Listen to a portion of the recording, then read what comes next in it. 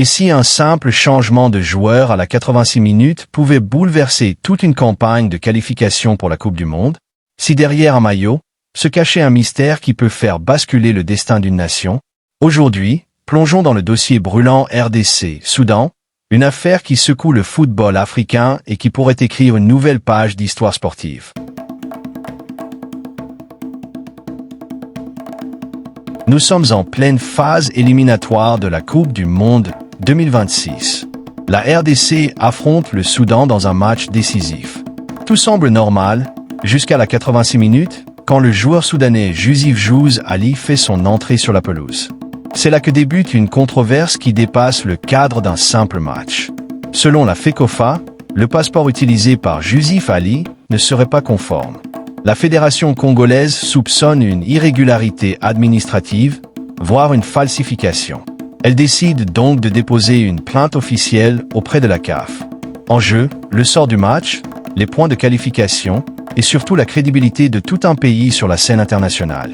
Pour la RDC, ce n'est pas qu'une question de 3 points, c'est une question d'honneur. Les responsables congolais affirment avoir réuni des preuves solides sur l'identité du joueur. Pourtant, certains médias affirment déjà que le dossier est clos et que la CAF a tranché en faveur du Soudan. Mais attention, selon les informations vérifiées, le dossier est toujours en cours d'étude, aucune décision définitive n'a encore été rendue publique. Du côté soudanais, la ligne est claire, aucune irrégularité. Pour eux, Yusuf Ali est bel et bien qualifié, et les accusations congolaises ne sont que des manœuvres pour tenter de renverser un résultat sur tapis vert. Le Soudan continue donc sa campagne éliminatoire avec confiance, convaincu que la CAF confirmera la validité du joueur.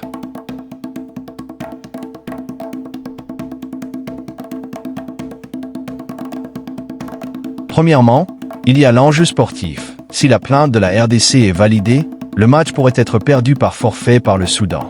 Deuxièmement, l'enjeu moral. Montrer que les règlements de la CAF sont appliqués avec rigueur et justice. Troisièmement, l'enjeu symbolique. Pour la RDC, c'est une façon de rappeler au continent qu'elle sait défendre ses droits. Pour le Soudan, c'est une bataille pour protéger son image et sa crédibilité.